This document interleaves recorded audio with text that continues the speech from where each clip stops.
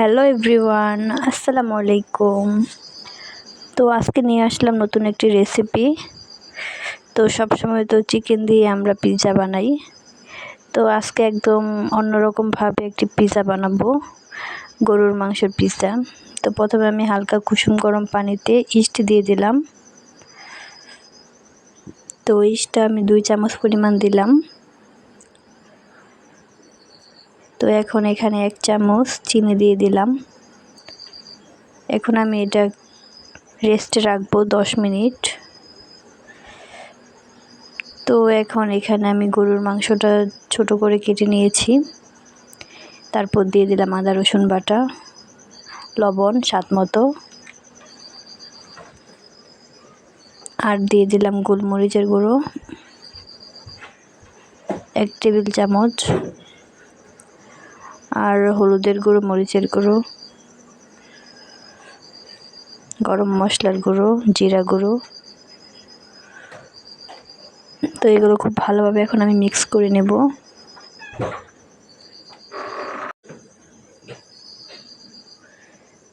তো এখন আমি ওই ইস্টের মধ্যে 4 কাপ ময়দা দিয়ে দিলাম।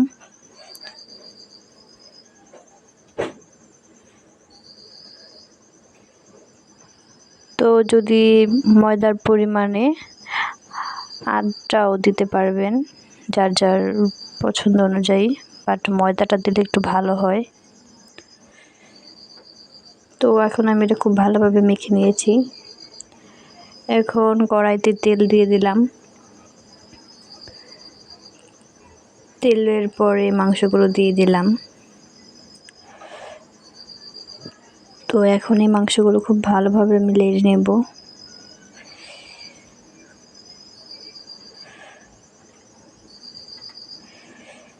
তো এই তো মাংসগুলো হয়ে গিয়েছে।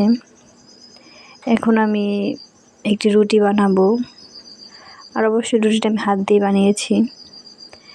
এখন সামান্য পরিমাণ ফ্রাই প্যান তাওয়ার মধ্যে একটু তেল দিয়ে তারপর আমি রুটিটা দিয়েছি।